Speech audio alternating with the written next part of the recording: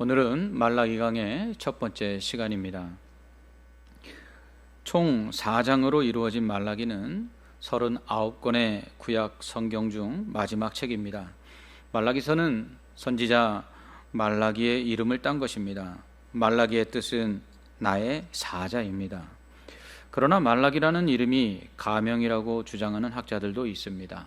그래서 본서의 정확한 저자가 누구인지 알 수 없다고 말하기도 합니다. 이러한 말라기서는 모두 23개의 문답식 교훈과 6개의 설교로 구성되어 있습니다. 말라기서는 학개 선지자와 스가랴 선지자의 가르침대로 성전을 재건하였지만 거의 100년이 지나도록 메시아의 왕국은 도래하지 않고 어떤 영광스러운 일도 일어나지 않는데 염증을 느끼며 신앙생활에 태만했던 유다 백성에게 하나님과 맺은 언약을 상기시키고 장차 도래할 영원한 영광스러운 메시아 왕국에 대해 소망을 다시금 불러일으키기 위해 기록되었습니다. 4장으로 이루어진 짧은 성경이지만 그 메시지는 그 어떤 책보다 강렬합니다. 그리고 스가랴 선지자가 선포한 메시아 예언보다 더 구체적인 예수 그리스도에 대해 예언하고 있습니다. 즉 메시아의 강림을 준비할 하나님의 사자인 세례 요한의 출현을 예언하고 있습니다. 이는 복음서가 예수님의 사역 이전에 세례 요한에 대해 먼저 기록하고 있는 이유가 바로 이 때문입니다. 그러므로 말라기서는 메시아를 기다리던 이스라엘 백성에게 강한 위로와 소망을 주기 위해 기록되었습니다. 그러므로 말라기서는 코로나19로 인해 우리를 향한 하나님의 은혜가 멈춘 것 같고 또 하나님께서 아무런 일도 하지 않는 것 같아 무기력하고 낙심하고 있는 지금 우리를 위로하며 우리의 신앙을 되돌아보게 하고 다시 일어나 소망을 품는 데 도움을 줄 것입니다. 하나님께서 아무것도 하지 아니하시는 것 같은 때에도 하나님은 여전히 살아계십니다. 우리는 조용히 일하시는 하나님을 볼 수 있어야 합니다. 하나님은 반드시 때가 되면 그 행하신 일들이 어떻게 이루어졌는지를 우리에게 알게 하실 것입니다. 그러므로 답답하고 힘든 상황 가운데서도 우리는 오직 하나님만을 바라봐야 합니다. 그분은 오늘도 여전히 우리를 위해 일하고 계시기 때문입니다. 단지 그것을 우리가 알지 못할 뿐입니다. 그러므로 어떤 상황에서도 낙심하거나 절망치 말고 오직 우리를 위해 일하시는 하나님을 믿고 기다려야 합니다. 이것이 우리의 소망이어야 합니다. 그럴 때 우리에게 위로와 힘이 생깁니다. 말라기는 아무 일도 일어나지 않는 가운데 낙심한 이스라엘 백성에게 하나님께서 곧 일하실 것을 말씀합니다. 이를 믿고 소망을 품고 기다리라고 말씀합니다. 말라기서는 우리에게도 동일하게 말씀하고 있습니다. 먼저 1장에서 하나님은 이스라엘에 대한 편파적인 하나님의 사랑에 대해 말씀하십니다. 즉 이스라엘에 대해 하나님께서 편애하신다는 이야기입니다. 하나님은 공평하신 분 아닙니까? 그런데 하나님은 이스라엘 백성에 대해서만은 특별한 사랑을 베푸셨다고 말씀하십니다. 그러나 정작 그런 특별한 사랑을 받은 이스라엘은 하나님의 그러한 사랑을 깨닫지 못했다고 말씀합니다. 2절에서 하나님은 내가 너희를 사랑하였노라 라고 말씀하십니다. 그러나 이스라엘은 주께서 어떻게 우리를 사랑하셨나이까 라고 반문합니다. 이에 하나님은 야곱을 그 형 에서보다 더 사랑하신 것을 통해 이스라엘에 대한 하나님의 특별한 사랑을 말씀하십니다. 야곱과 에서는 쌍둥이입니다. 리브가가 그들을 임신했을 때 하나님은 큰 자가 작은 자를 섬길 것이라 라고 미리 말씀하시죠. 태어날 때부터 형 에서의 발뒤꿈치를 잡고 낳은 만큼 야곱은 악착 같은 사람이었습니다. 그 이름처럼 속여서라도 자신이 원하는 것을 얻는 비열한 사기꾼이었습니다. 그는 어리석은 형과 눈이 어두운 아버지를 속여 장자권과 장자의 축복을 받지요. 그리고 외삼촌 라반을 속여 큰 부자가 됩니다. 그럼에도 불구하고 이런 사기꾼 같은 야곱을 하나님은 형 에서보다 더 크게 사랑하셨고 복을 주십니다. 3절과 4절은 그런 야곱에 대한 하나님의 특별한 사랑을 에서와 그 후손인 에돔 족속과 비교하여 말씀합니다. 3절은 에서는 미워하였으며 그의 산들을 황폐하게 하였고 그의 산업을 광야의 이리들에게 넘겼느니라 라고 말씀합니다. 4절은 에돔은 말하기를 우리가 무너뜨림을 당하였으나 황폐된 곳을 다시 쌓으리라 하거니와 나 만군의 여호와는 이르노라 그들은 쌓을지라도 나는 헐리라 사람들이 그들을 일컬어 악한 지역이라 할 것이요 여호와의 영원한 진노를 받은 백성이라 할 것이며 라고 말씀하십니다. 에돔 족속이 쌓으면 하나님께서는 다시 헐 것이라고 말씀하십니다. 하나님은 그들이 하나님의 영원한 진노를 받은 백성이라 일컬음 받을 것이라고 말씀하십니다. 에돔 족속이 하나님의 이러한 저주를 받을 만한, 하나님의 진노를 받을 만한 일을 행한 것이 사실은 없습니다. 그런데 왜 하나님은 이렇게 하시겠다고 말씀하실까요? 그것은 하나님께서 에서의 후손인 에돔 족속보다 야곱의 후손인 이스라엘을 더 사랑하셨다라는 것을 보여주기 위함입니다. 이렇게 하나님께서 에서의 후손인 에돔 족속보다 야곱의 후손인 이스라엘을 사랑하신 이유가 무엇입니까? 그것은 하나님께서 그들을 선택하셨기 때문입니다. 그렇습니다. 하나님의 사랑은 공평하지 않습니다. 하나님의 사랑은 선택받은 자들에게만 특별히 더 베풀어 주시는 그러한 사랑이기 때문입니다. 하나님은 선택받은 자들과 선택받지 못한 자들을 공평하게 사랑하지 않으십니다. 하나님은 오직 택하신 자들만을 더 특별히 사랑하시죠. 이것이 바로 이스라엘 백성에 대한 하나님의 사랑의 이유인 것입니다. 또한 예수 그리스도를 믿고 구원받은 우리 역시 하나님의 특별한 사랑을 받은 자들입니다. 하나님은 우리를 창세전에 택하시고 아들을 주사 우리 죄를 사하시고 또 구원하셨습니다. 그리고 우리를 하나님의 자녀 삼으사 우리가 구할 때마다 좋은 것을 주십니다. 그 이유가 무엇입니까? 우리가 택함을 받아 구원받은 자들이기 때문입니다. 이것이 바로 하나님의 우리를 향한 사랑의 이유입니다. 우리는 우리가 행한 것 때문에, 우리가 특별한 하나님의 사랑을 받을 만한 자격이 있기 때문이 아니라 하나님께서 일방적으로 우리를 주권적으로 택하셨고 그리고 아들을 내어주사 우리를 구원하셨기 때문입니다. 하지만 이스라엘이 이러한 하나님의 특별한 사랑을 받았음에도 불구하고 그것을 깨닫지 못한 것처럼 우리 역시 하나님의 특별한 사랑을 깨닫지 못할 때가 있습니다. 그런데 우리를 향한 하나님의 특별한 사랑을 깨닫지 못하게 되면 어떻게 될까요? 이스라엘 백성이 하나님 앞에 행한 것처럼 우리도 그렇게 행하게 된다는 것입니다. 이스라엘 백성은 그들을 향한 하나님의 특별한 사랑을 깨닫지 못하자 하나님을 온전히 섬기지 못합니다. 하나님을 멸시하고 하나님을 공경하지 아니하며 하나님을 두려워하지 않습니다. 6절에서 하나님은 내 이름을 멸시하는 제사장들아 나 만군의 여호와가 너희에게 이르기를 아들은 그 아버지를 종은 그 주인을 공경하나니 내가 아버지일진데 나를 공경함이 어디 있느냐 내가 주인일진데 나를 두려워함이 어디 있느냐라고 하십니다. 그러나 너희는 이르기를 우리가 어떻게 주의 이름을 멸시하였나이까 라고 말한다고 하십니다. 그렇습니다. 하나님은 우리의 주인이십니다. 하나님은 우리의 아버지이십니다. 우리가 부모를 공경하듯 우리가 하나님을 공경하고 섬겨야 합니다. 종이 그 주인을 공경하고 섬기듯 우리는 하나님을 그렇게 섬겨야 합니다. 그러나 이스라엘은 그렇게 하지 아니하였습니다. 이에 하나님은 그들이 하나님을 멸시하고 하나님을 공경하지 않으며 하나님을 두려워하지 않으므로 어떻게 행동했는지에 대해서 일일이 말씀하십니다. 7절에서 하나님은 더러운 떡을 나의 제단에 드렸다고 말씀하십니다. 이는 여호와의 식탁을 경멸히 여겼기 때문이라는 것인데요. 곧 제사는 하나님의 식사입니다.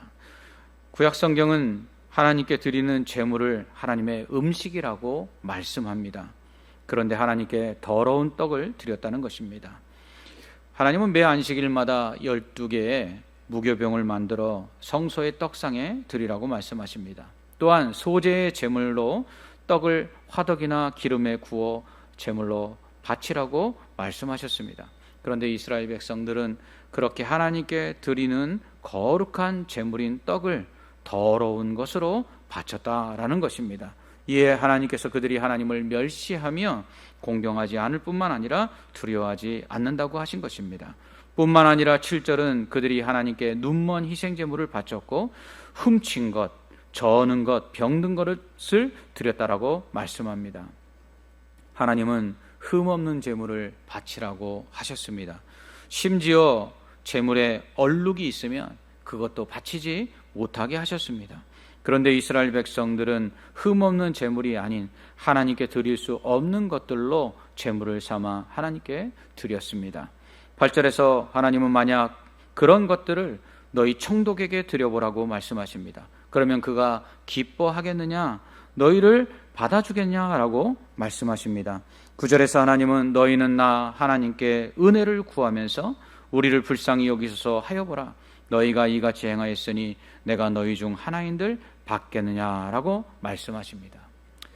만약 누군가 우리를 대접한다고 해놓고는 상한 음식을 내놓는다면 우리가 그것을 어찌 먹겠으며 그 사람을 좋아할 수 있겠습니까? 하나님도 마찬가지입니다. 10절에서 하나님은 차라리 너희가 내 제단 위에 헛되이 불사르지 못하게 하기 위하여 너희 중에 성전문을 닫을 자가 있었으면 좋겠도다라고 하십니다. 그리고는 내가 너희를 기뻐하지 아니하며 너희가 손으로 드리는 것을 받지도 아니하리라라고 말씀하십니다. 13절에서 하나님은 너희가 또 말하기를 이 일이 얼마나 번거로운고 하며 코웃음치고 훔친 물건과 저는 것 병든 것을 가져왔느니라. 너희가 이같이 봉헌물을 가져오니 내가 그것을 너희 손에서 받겠느냐라고 하십니다. 하나님은 이스라엘 백성이 제사를 드리면서 이 일이 얼마나 번거로운가 하며 코웃음 쳤다고 말씀하십니다. 신앙생활이 사실 번거로울 때가 있습니다. 예수 믿지 않으면 얼마나 편합니까? 요즘 코로나19로 인해 교회에 모여 예배드리지 못하기에 많은 예배가 온라인 영상 예배로 대체되었습니다. 하지만 그나마 영상으로 예배를 드릴 수 있는 것도 있지만 주일 오후 예배와 금요 기도회와 같은 예배들은 아예 드리지도 못하고 있습니다. 그로 인해 안타까워하는 분들도 계시지만 어떤 분들은 몸이 편해졌다 이렇게 말씀하시기도 합니다. 걱정은 그렇게 편하게 지내다가 다시 교회에 나와 모든 예배를 드리는 것이 힘들어지지 않을까 하는 것입니다. 또 교회에 나와 예배를 드릴 수 없는 가운데 비대면으로 온라인 영상 예배를 드리는 것조차 번거로워하는 분들이 계시지 않을까 하는 염려도 또 있습니다. 우리는 하나님을 예배하는 일을 번거로워해서는 안 됩니다. 하나님을 예배하는 일에 최선을 다해야 합니다. 정성을 쏟아야 합니다. 하나님께서 우리에게 베푸신 은혜를 기억하고 감사함으로 드리는 제사가 바로 예배이기 때문입니다. 그런데 만약 그것을 번거로워한다면 그것이 어찌 하나님의 은혜를 깨닫고 감사하는 것이겠습니까? 이처럼 하나님을 섬기는 데는 정성과 수고가 필요합니다. 하지만 하나님께 제사를 드리며 제물을 드리는 것이 번거롭다고 생각한 이스라엘 백성은 정성을 다하지 않습니다. 흠없는 제물을 선별하여 하나님께 드려야 함에도 불구하고 그것이 번거롭고 귀찮아서 아무 제물이나 그냥 바쳤습니다. 형식적으로 제사를 드린 것입니다. 마음이 빠져버린 제사를 드린 것입니다. 이사야 1장에서 하나님은 그런 제사에 대해 너희가 내 앞에 보이러오니 이것을 누가 너희에게 요구하였느냐 내 마당만 밟을 뿐이니라 라고 하십니다. 또 하나님은 너희의 무수한 제물이 내게 무엇이 유익하뇨 나는 순양의 번제와 살진 짐승의 기름에 배불렀고 나는 수송아지나 어린 양이나 순염소의 피를 기뻐하지 아니하노라 그것이 내게 무거운 짐이라 말씀하십니다. 누군가 우리를 억지로 대접할 때 우리는 마음에 부담이 생깁니다. 하나님도 마찬가지입니다. 억지로 할 수 없어서 마지못해 감사함 없이 정성 없이 드리는 예배를 하나님 부담스러워 하십니다. 그것이 하나님께는 짐스럽다고 말씀하십니다. 차라리 드리지 말라고 말씀하십니다. 본문 10절에서 하나님은 차라리 누가 성전문을 닫아 제사를 못 드리게 했으면 좋겠다라고까지 하십니다. 이 말씀을 묵상하면서 지금 코로나19로 인해 교회 문을 닫고 예배드리지 못하게 된 것이 지금까지 우리가 하나님이 기뻐 받으시는 예배를 드리지 못했기 때문은 아닌가라는 생각을 해봤습니다.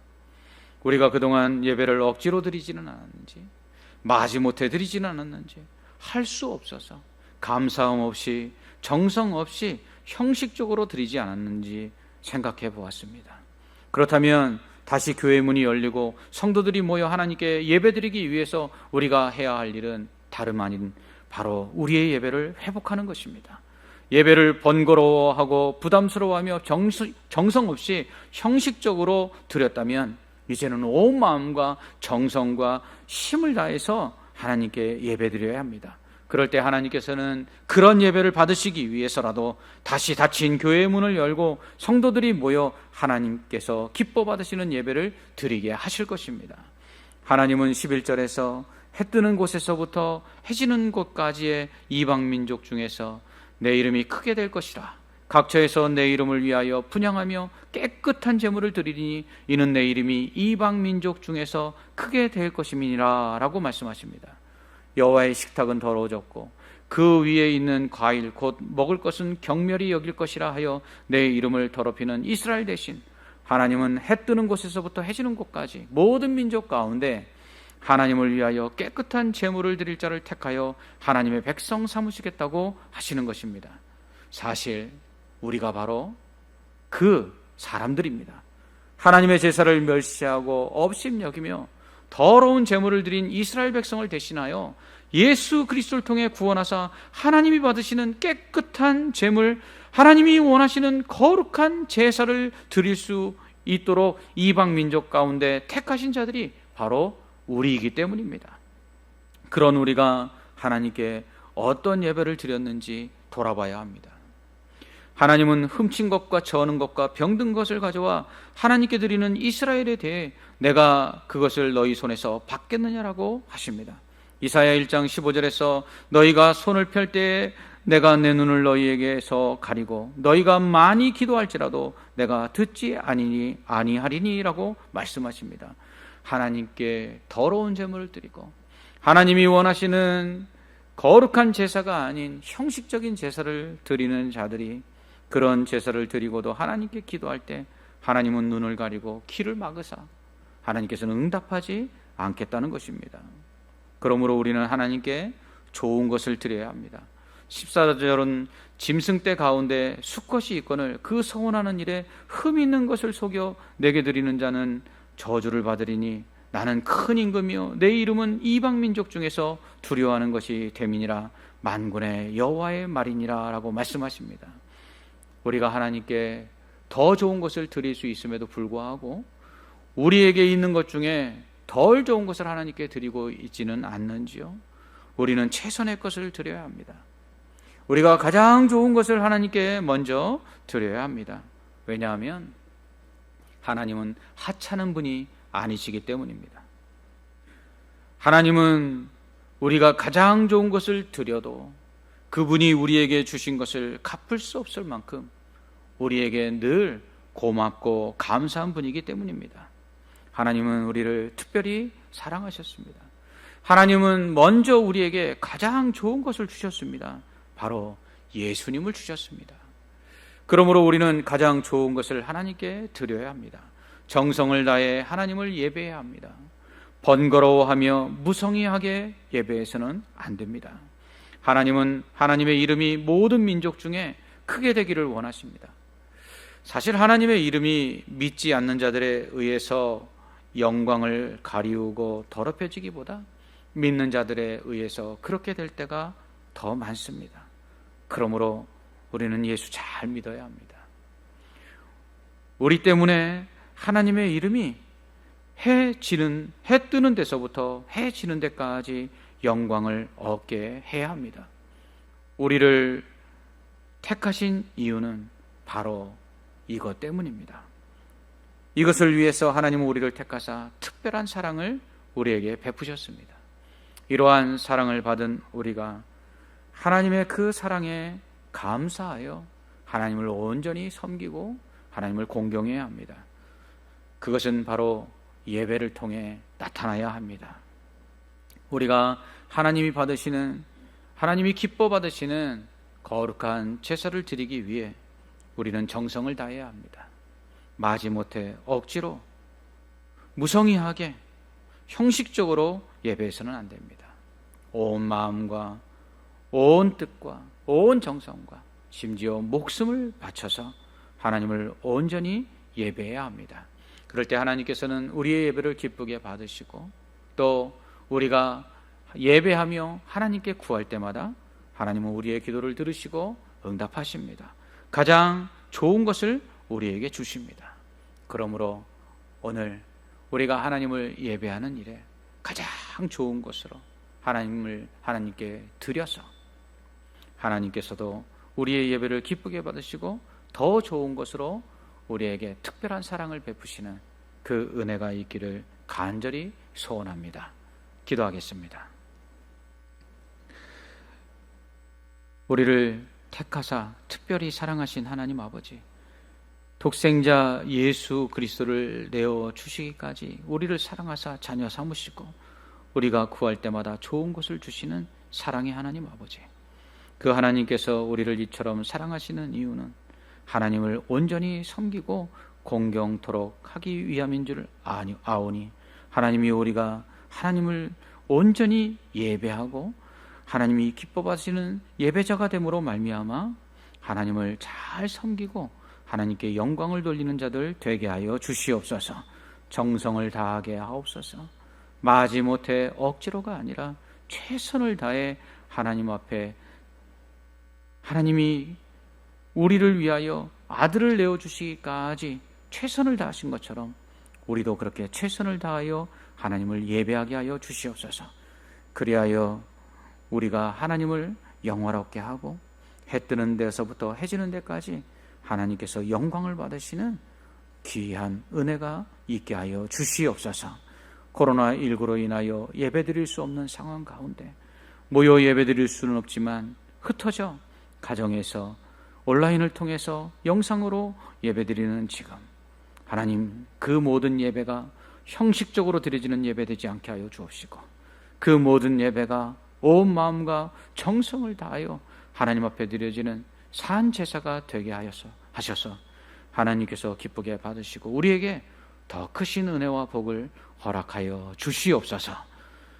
모든 상황 가운데 낙심하지 말게 하시고 눈에 보이지 않으나 여전히 우리를 위해 일하시는 그 하나님을 바라보며 소망 가운데 인내하고 믿음을 가지고 승리할 수 있는 모든 성도들 되게 하시기를 간절히 소망하오며, 모든 가정과 또한 교회가 늘 안전할 수 있도록 하나님께서 눈동자와 같이 지켜주시고, 이 코로나19가 속히 종식되어 하나님 우리의 신앙이 이전보다 더 뜨거워지게 하시고 또한 우리의 삶이 더욱더 복을 받는 은혜가 있게 하여 주시옵소서. 예수님 이름으로 기도하옵나이다. 아멘.